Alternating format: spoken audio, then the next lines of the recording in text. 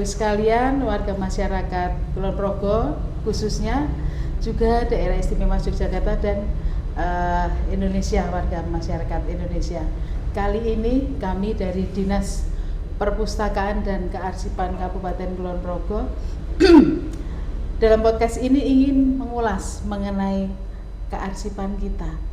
Dan saya, Eti, selaku Kabid Kearsipan di Dinas Perpustakaan dan Kearsipan ini, kali ini ingin menggali mengenai arsip sebagai salah satu memori kolektif bangsa. Tapi apa memori kolektif bangsa? Saat ini kami hadir bersama Bapak Kepala Dinas Perpustakaan dan Kearsipan. Selamat siang Pak Selamat Duana. siang Mbak Eti. Nah, ini Selamat Pak. siang para pemirsa podcast Kesbangpol. Terima kasih ini ya Pak ya. Apa namanya ya? Kita difasilitasi ini Pak pojok, untuk mensosialisasikan Kesbangpol, ya. mengenai kearsipan. Ya. Biasanya arsip itu paling dianggap agak sebelah mata. Ya. Karena kaitannya mesti dokumen lama. Tapi di dalam dokumen yang lama yang tersimpan justru Betul. ada sesuatu yang bernilai. Nah, kali ini kesempatan kali ini satu hal Pak. Iya. Banyak yang mungkin belum tahu memori kolektif bangsa itu yang bagaimana toh Pak? Ya, terima kasih Mbak Eti dan para pemirsa semuanya. Jadi mungkin terkait dengan arsip ya, itu sesuatu hal yang mungkin bagi kita itu tidak penting. Yang penting kan ya terkait dengan urusan kesehatan, pendidikan, keamanan, atau mungkin juga terkait dengan anggaran gitu kan. Kemudian terkait dengan arsip itu ya yang paling belakang lah gitu ya. Padahal Bapak dan Ibu semuanya, saudara-saudara semuanya, bahwa kita itu melakukan apa saja, termasuk berkegiatan di OPD ya kan, kemudian juga berumah tangga, kemudian juga di dalam kehidupan bermasyarakat, semua pasti ujung-ujungnya itu ya arsip ya, karena kita membuat rumah, beli tanah dulu, ada arsip tanah, kemudian ada izinnya, ada IMB-nya, kemudian beli ini, beli itu, ya pasti ada kwitansinya, ada bukti kepemilikannya, BPKB, STNK, akta dan sebagainya. Kemudian juga di kegiatan-kegiatan kita di organisasi pemerintahan, kita itu menyelenggarakan ya kegiatan-kegiatan kan. Nah, ini kan juga timbul laporan ya, timbul kemudian ada SPJ dan sebagainya, semuanya itu arsip. Ya, ini suatu hal yang sangat penting. Dan kembali ke memori kolektif bangsa ya Mbak Eti ya, yang jenengan tadi tanyakan.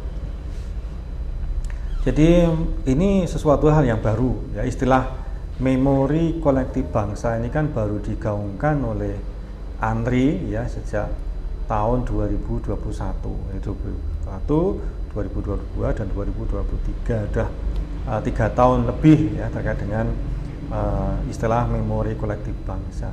Jadi memori itu secara harfiah itu adalah ingatan ya Mbak Eti ya, ingatan ya. Kemudian kolektif itu sekumpulan ya, sekumpulan yang terdiri dari bagian-bagian peristiwa-peristiwa ya. Dan bangsa ya kita ya, bangsa Indonesia sebagai sebuah kesatuan masyarakat gitu ya, sehingga yang memori kolektif bangsa itu bisa diartikan sebagai sebuah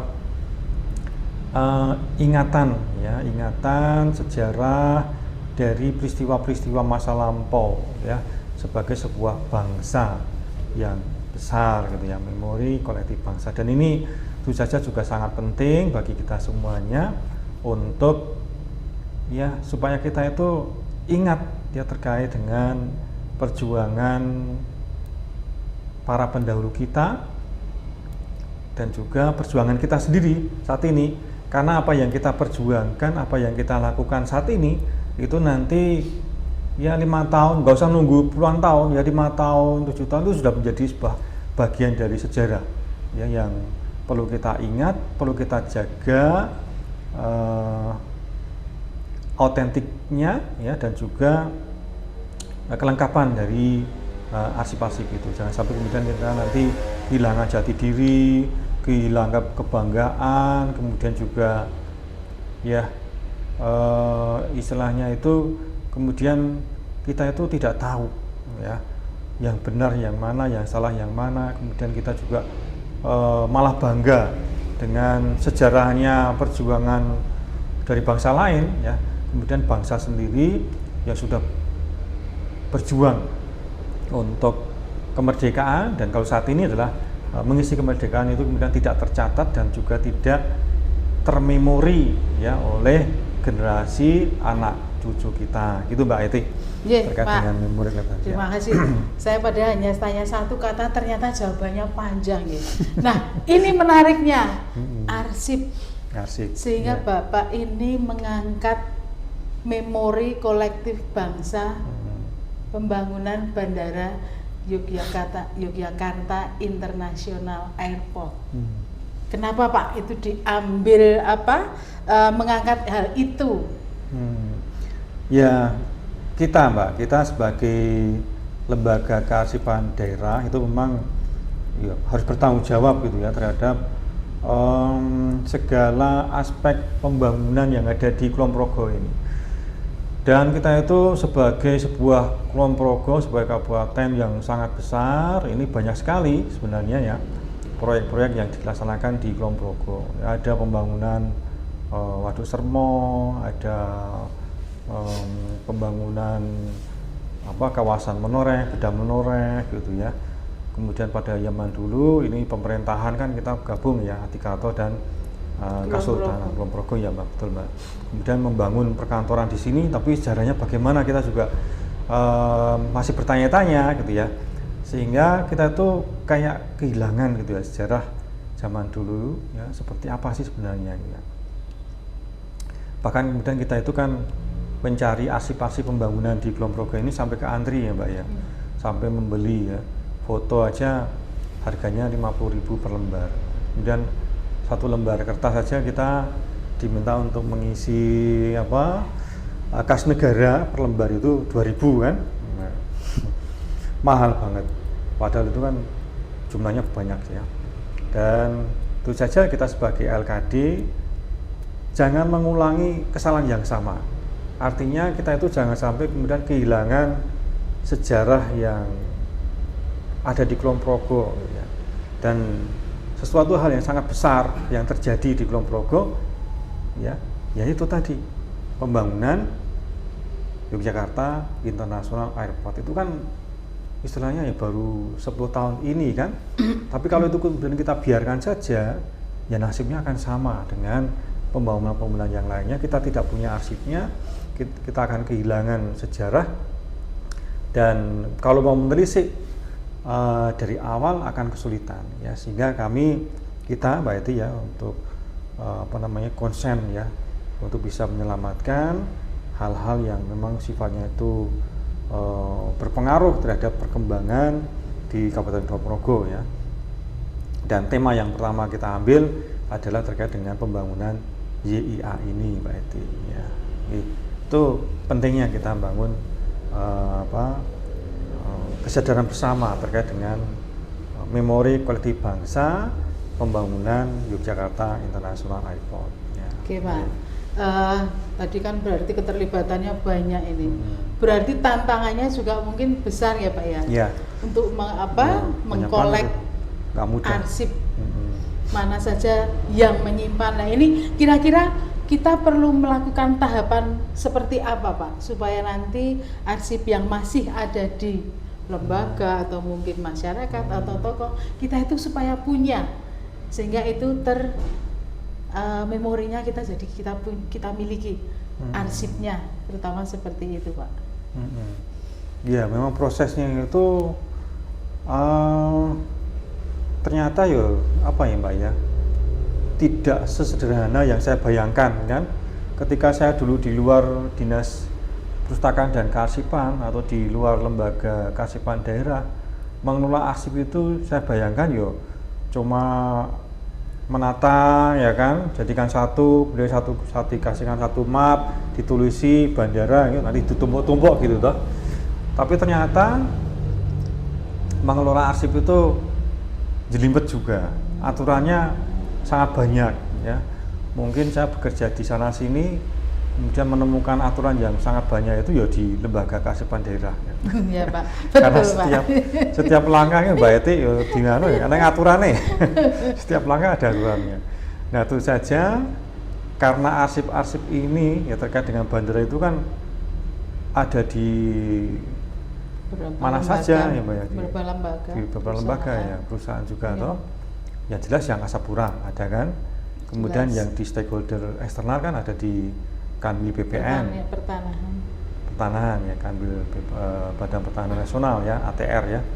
Kemudian juga ada yang kalau terkait dengan AMDAL kan ada di Dinas Lingkungan Hidup ya. Kemudian IPL ya, ini kan ada di Bapeda ya, di Biro Pemerintahan juga banyak, jadi tersebar di mana-mana ya. Dan macamnya juga banyak ya. Ada yang berupa tekstual, dokumen, ada video, ada rekaman, kemudian ada apa lagi Pak? Foto ya. Ada peta, peta ya, jelas. Ada peta, ada RAB gitu ya, gambar-gambar gitu. Itu macamnya banyak sekali. Sehingga ya ini kita perlu istilahnya, mungkin Mbak itu yang lebih ahli karena Mbak itu kan arsipare, sebenarnya saya kan bukan ya, hanya pengambil kebijakan saja. Tapi secara garis besar kita kan perlu ada pendataan ya. Pendataan dulu di semua OPD, istilahnya, kamu itu punya arsip bandara enggak? Ya. Kalau ada, jenisnya apa? Berapa jumlahnya? Berapa lembar, berapa video, berapa foto gitu ya. Kemudian ini tahun berapa? Kemudian ada deskripsinya enggak gitu ya. Nah, kita data dulu. Kemudian kalau yang di OPD, karena OPD itu kan ada di luang lingkup kita kan, kekuasaan kita ya, di kewenangan kita, ya nanti kita akuisisi, kan kita minta. Itu saja mintanya juga perlu proses kan. Nah, prosesnya jangan tahu. Perlu ada apa namanya, penyerahan dari kepala OPD, ada berita acaranya, ya kan, kemudian daftar ada pertujuannya, daftar arsipnya. Nah ini Pak, yang agak lumayan agak sulit itu juga membuat daftar, tidak hanya sekedar membuat, karena ketika membuat daftar itu harus ada barangnya, fisiknya itu sudah ketemu. Yang ini kadang-kadang kan menjadi kendala Pak. Baik itu nanti mungkin arsip yang ada di Kalurahan, di Kapanewon, dan mungkin di dinas kita, di lembaga kita itu banyak tersebar yang, karena itu kan kejadiannya mungkin sekitar 5 tahun ke atas. Nah itu yang perlu kesabaran untuk memberikan penyadaran gimana supaya mereka itu menemukan arsipnya, terus membuat daftar, kemudian bisa kita akuisisi. Itu Pak tantangannya Pak. Nah termasuk di Kesbangpol ini pasti juga ada arsip ya terkait dengan Bandara JIA, karena kan Kesbangpol itu kan sebagai sekretariat Kominda ya kan, banyak data, banyak menyelesaikan masalah, konflik dan sebagainya, itu pusatnya di sini. Nah, pasti ada berita acara, ada rapat-rapat, dokumen, hasil kesepakatan dan sebagainya. Dan ini pasti ada di sini, sehingga nanti kami juga perlu ada pendataan di Kesbangpol ini, nanti dilaporkan pada kami dan nanti diserahkan ya sebagai arsip yang berpotensi sebagai MKB itu. Nanti akan ada penilaian ya. Kemudian nanti kalau memang ada yang rusak, ya itu nanti istilahnya restorasi ya Mbak ya, direstorasi ya. Restorasinya seperti apa Mbak Eti ini yang ahlinya, sudah diklat 2 tahun untuk restorasi. Pokoknya alatnya itu serba mahal gitu, dan juga kelengkapannya banyak ya, banyak jelas sekali. Harus menggunakan produk yang istilahnya ada tisu Jepang. Nah itu yang lumayan mahal. Itu satu roll 5 juta atau berapa Pak? Lebih ya Pak. Satu roll saja. Tergantung rollnya besar, tebal atau tipis. Nah itu. Padahal kalau kita lihat itu kayaknya kalau memang berserak di lantai itu tak bakar itu. Kayak barang nggak berguna. Tapi ternyata mahal. Untuk salah satu untuk restorasi. Nah cuma kalau mungkin di lembaga kita di pemerintahan kita untuk arsip itu mungkin bisa kita koordinasi dengan mereka. Nah, untuk mengedukasi masyarakat, Pak, ini bagaimana ya Pak baiknya, Pak? Karena kan masyarakat ada kemungkinan mempunyai foto atau dokumen terkait pembangunan Bandara YIA ini. Dan itu kita untuk identifikasinya ini yang lumayan butuh effort, memberikan kesadaran pemahaman ke masyarakat bahwa arsip itu penting menjadi suatu bukti dari sejarah. Jadi makanya arsip merupakan catatan peristiwa penting yang mempunyai nilai historis, khususnya misalnya terhadap salah satunya pembangunan Bandara YIA. Nah, betul, itu mengedukasinya ini Pak. Betul Mbak Eti. Ya. Jadi terkait dengan Bandara YIA ini kan kita terkait dengan pentahelix ya, pentahelix system. Artinya arsip itu juga ada di pemerintahan, ya di UPD, kemudian di stakeholder juga ada, kemudian ada juga di swasta ya, PT Angkasa Pura dan juga anak buahnya, ada PT PP dan sebagainya. Ya kemudian ada di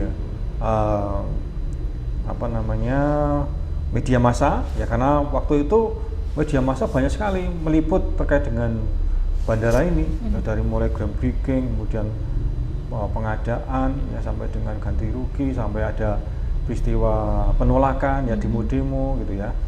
Ya itu banyak. Kemudian juga kita melibatkan juga terkait dengan akademisi ya, karena memang dari akademisi ini selalu ya melakukan kajian-kajian juga ya terkait dengan bandara ini. Dan yang paling banyak saya kira adalah dari warga masyarakat di Kulon Progo, terutama Temon ya.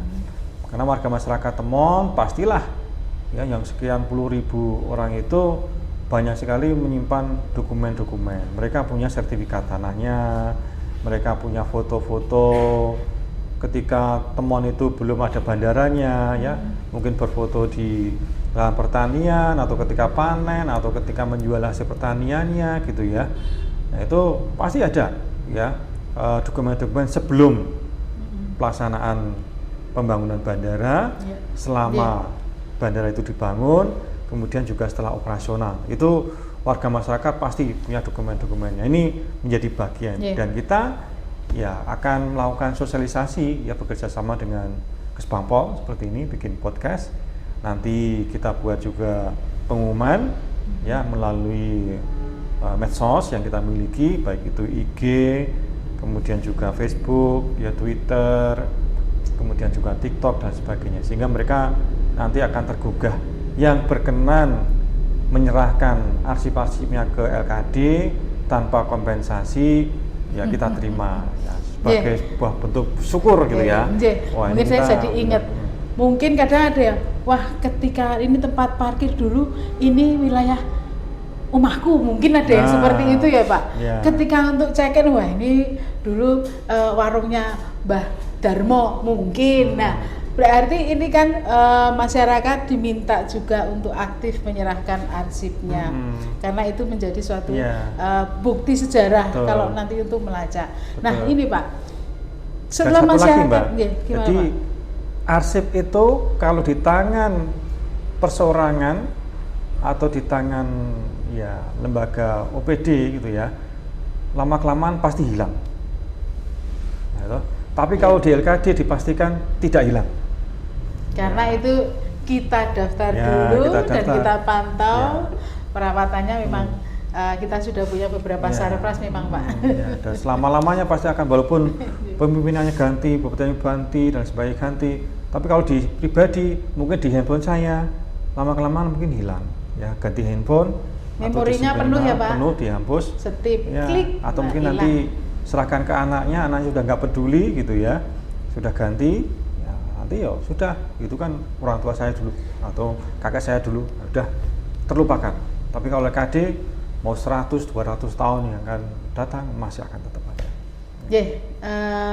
Para pemirsa, sekarang kesempatan kali ini juga bagi yang mungkin dulu warga yang terdampak bandara yang mungkin masih punya ingin menyampaikan foto rumahnya dulu seperti apa, ternyata mungkin lokasi rumah itu sekarang menjadi tempat check-in. Halaman mungkin loh, kemudian tempat dulu untuk bermain sekarang menjadi perkantorannya. Silahkan nanti bisa menyampaikan arsipnya melalui link yang nanti akan kami sediakan. Nah selanjutnya Bapak, ketika arsip itu dari masyarakat sudah diserahkan, kira-kira nanti masyarakat bisa mendapat apa Pak? Untuk misalnya kepentingan masyarakat itu. Iya, tentu saja masyarakat nanti mendapatkan keuntungan. Arsipnya itu akan kita lestarikan, akan kita pelihara dengan sebaik-baiknya. Kalau itu berwujud tekstual, ya kalau di rumah mungkin nanti lama-kelamaan akan dimakan rayap, atau mungkin juga akan hilang, atau kena bencana bisa banjir, ya kena air ya, atau mungkin juga kebakaran, longsor, atau pindah rumah nanti di kesingsal, istilahnya orang Jawa ya, gitu, seperti itu, atau dimakan jamur ya, atau hilang dicuri orang gitu ya. Tapi kalau di LKD itu nanti disimpan ya di tempat yang dingin ya. Kita aja nggak pakai AC ya misalnya, tapi kalau arsip di LKD itu pakai AC ya. Pakai Justru AC, arsipnya yang diberi AC ya Pak ya. Dikasih AC. Kemudian dikasih fungisida ya setiap 6 bulan sekali gitu ya. Ruangannya disuntik pakai anti rayap. Kemudian dikasih CCTV, dikasih APAR ya. Dan sistem tidak setiap orang itu bisa masuk ya, dan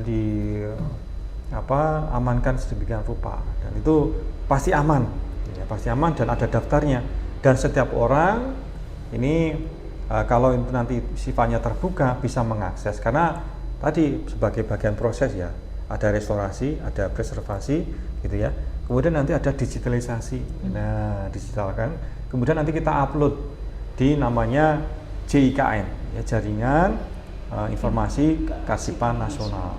Siapapun yang kemudian mau memanfaatkan arsip-arsip itu untuk kepentingan pembuatan buku ya, kemudian untuk kajian, untuk evaluasi, untuk karya ilmiah, bisa melalui JIKN itu.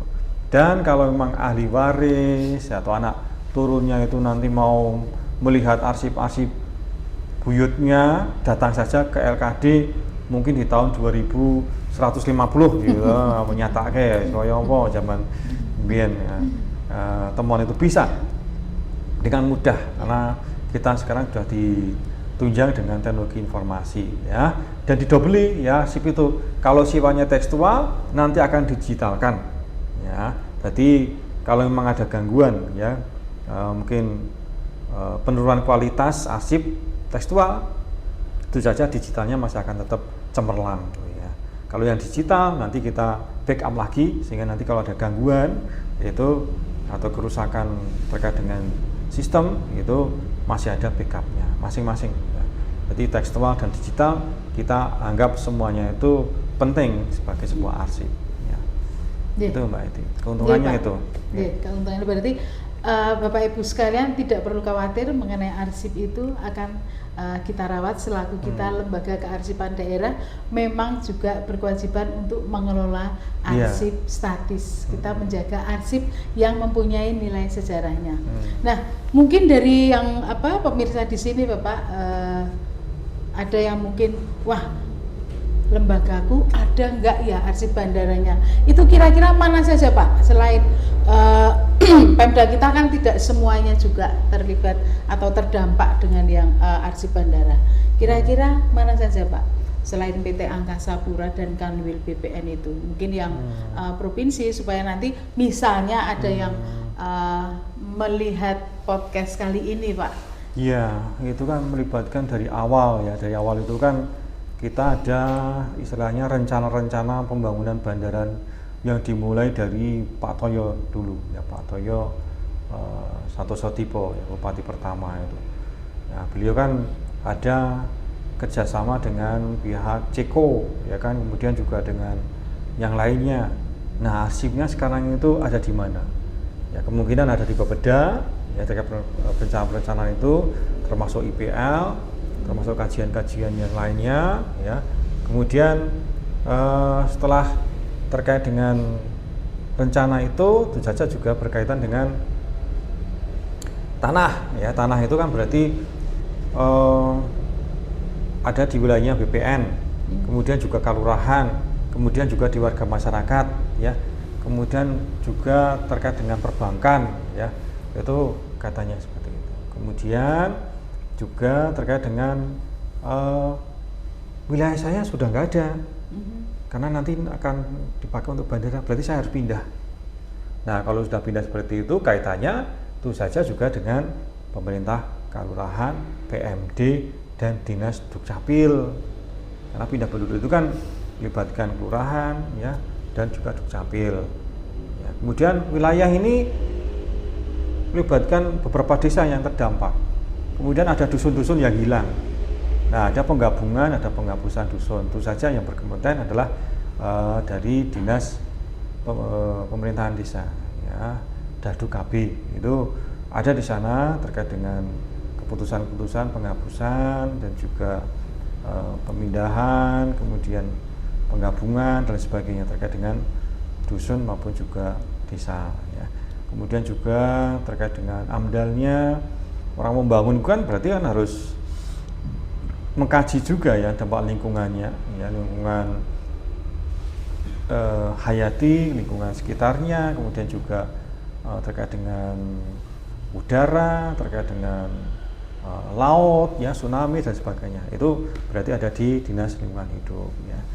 Kemudian juga pada saat ada penolakan-penolakan, nah, itu kan yang banyak bekerja, ya, itu dari kelurahan, ya, Kesbangpol, kemudian Pol PP, Polres, Kodim, ya, kemudian juga Pengadilan Negeri, Kejaksaan, ya, semuanya kemudian akhirnya terlibat, ya, terkait dengan pengamanan itu. Banyak hal yang kemudian berperan, ya, dan kemudian terlibat dalam pembangunan Yogyakarta International Airport ini. Saya kira dari semua OPD pasti ya adalah gitu.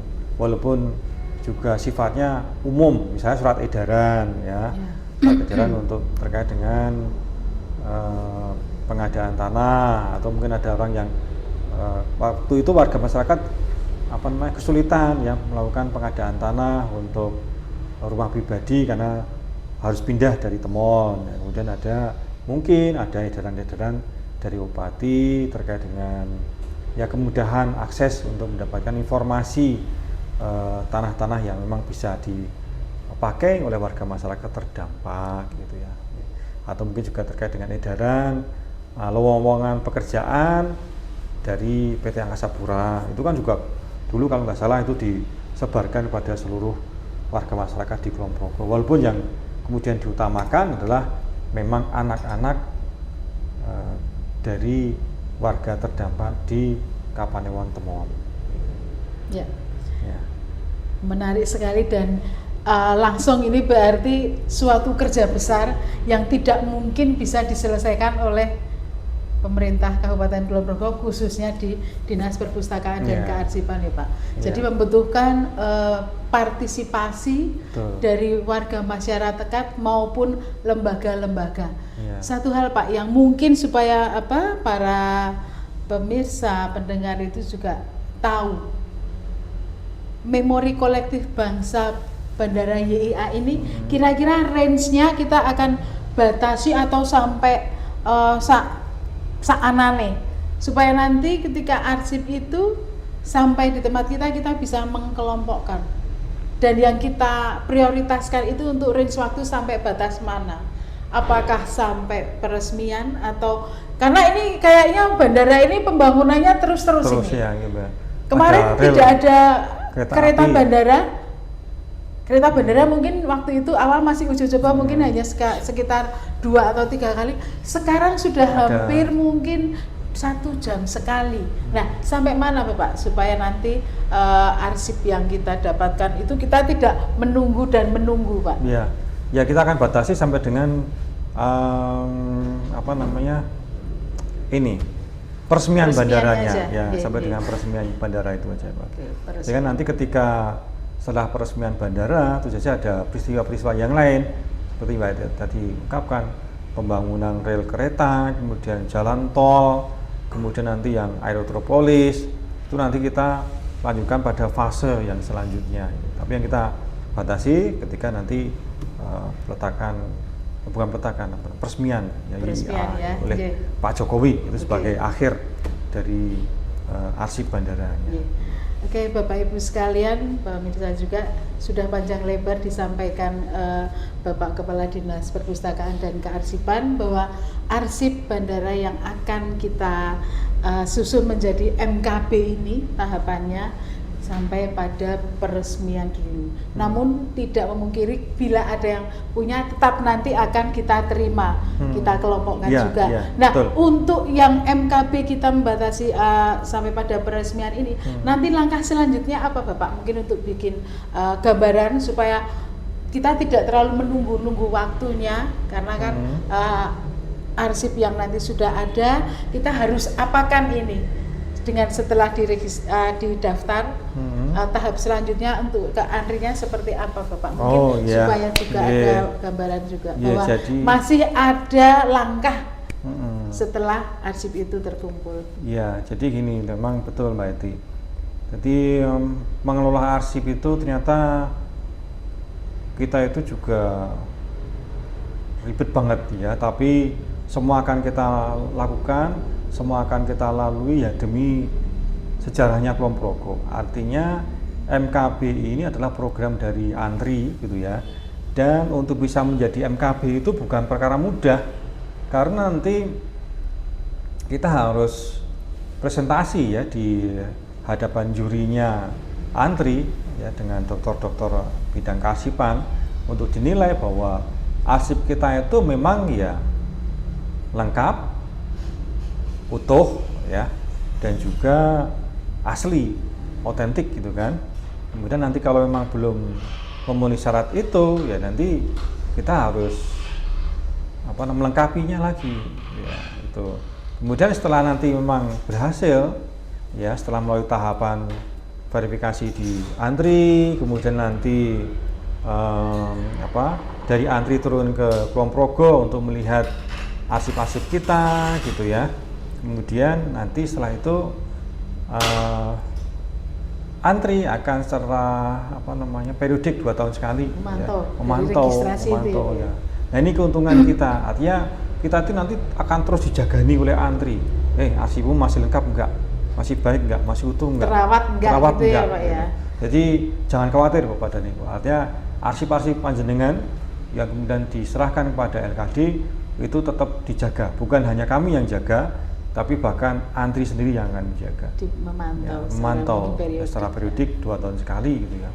Dan ini ada hukumannya, artinya kalau kemudian nanti arsip kita itu tidak terjaga atau mungkin bahkan banyak yang hilang sehingga sudah tidak bisa lagi disusun sebagai sebuah memori gitu ya, tidak bisa menjelaskan bahwa ini adalah arsip bandara ya, JIA gitu ya, ini akan kemudian diputus, dihilangkan dari registrasinya ANTRI ya. Selama 3 tahun ini ANTRI sudah meregistrasikan ada 19 MKB ya, MKB dari sekian puluh mungkin juga ratusan ya, calon MKB yang dinilaikan ke ANTRI, ternyata hanya 19 yang memenuhi syarat lengkap, utuh, dan juga otentik gitu ya. Dan kita semoga nanti bisa melengkapi menjadi 20 MKB untuk Indonesia, yaitu MKB pembangunan JIA ini. Dan di Yogyakarta ini kan baru ada berapa Mbak itu ya? 3 itu pertama terkait dengan pembangunan Selokan Mataram, kemudian juga pemindahan ibu kota Yogyakarta, dan yang ketiga adalah terkait dengan herbarium temulawak ya. Dan nanti insya Allah kalau ini kita maju, kita berhasil, semoga ada 4 ya, di DIY ada 4 ya, semoga saja. Semoga, tapi itu pun juga jelas tidak lepas dari dukungan dari Bapak Ibu sekalian. Nggak bisa kita juga sendiri. Untuk Sobat Arsip. Nah, yang terakhir Bapak, harapan Bapak apa terhadap kita akan mengkolaborasikan beberapa arsip ini. Kemudian ada yang diakuisisi, kemudian kita mengkolek foto, video. Jangan lupa Bapak Ibu sekalian disampaikan ke kami, karena ketika itu akan dipamerkan mesti video. Kita melihat sekian puluh tahun yang lalu masih ada, jangan kalah yang sekarang pun juga sudah banyak videonya. Mohon nanti bisa disampaikan ke kami supaya bisa menjadi rangkaian cerita. Iya, betul. Jadi harapan saya, kita Mbak Eti ya, sebagai LKD, kita semua ya adalah penjaga dari memori kolektif bangsa. Kita semua adalah penjaga sejarah Kulon Progo. Kita semua adalah penjaga ya identitas, penjaga jati diri. Jangan sampai kemudian nanti kita kehilangan sejarah, jangan sampai kemudian kita kehilangan jati diri, jangan sampai kemudian kita kehilangan masa depan ya. Ditanya siapa kita tidak bisa menjawab ya. Nah, makanya mari ya kita secara bersama-sama, secara kolaboratif ya menjaga ya memori perjuangan dari warga masyarakat Kulon Progo ya, terutama dalam mengisi pembangunan. Ada pembangunan JIA, apapun itu arsipnya ya, entah itu rekaman, video, foto ya, kemudian juga dokumen-dokumen tekstual yang lainnya ya, kita rawat, kita jaga ya, kemudian kita serahkan pada lembaga kearsipan daerah. Kalaupun ternyata wah yo iman-iman gitu ya, tolong jaga dengan baik, beritahu kami ya toh, nanti kami akan melakukan pembinaan bagaimana menjaga arsip-arsipnya ya Mbak ya, agar tidak dimakan rayap, agar tidak hancur karena lembab ya, dan bisa kemudian diwariskan pada anak cucu kita seterusnya, atau nanti memang dengan perjanjian mungkin 20 tahun, 30 tahun yang akan datang ya, baru kemudian kita serahkan pada LKD. Silahkan saja, kami tidak akan memaksa Bapak dan Ibu semuanya menyerahkan pada kami ya. Kalau memang nanti itu ada di wilayahnya Bapak dan Ibu ya, silahkan mau disimpan, tapi informasikan pada kami, nanti akan kami buatkan daftarnya ya. Kemudian Bapak dan Ibu cerita, ini fotonya peristiwa ini ya, nanti akan kita deskripsikan ya, sebagai sebuah penjelas untuk foto itu. Karena kan kadang-kadang ada yang menyerahkan foto, tapi kita tidak tahu ini foto apa, ceritanya apa ini. Banyak terjadi kan gitu Mbak. Tokoh-tokoh yang muncul di situ kita nggak tahu. Kalau ya, seperti foto DPRD ya tahun 1970. 70-an ada Pak. Nah, ini siapa ini? Kita nggak tahu. Yang ada di situ sudah nggak ada semua. Nah, kalau ada deskripsinya kan kita kemudian tahu. Dan Bapak dan Ibu semuanya, yang namanya arsip itu nilainya luar biasa ya. Kita tidak bisa kemudian menilai arsip ini harganya sekian juta, sekian miliar, enggak ya.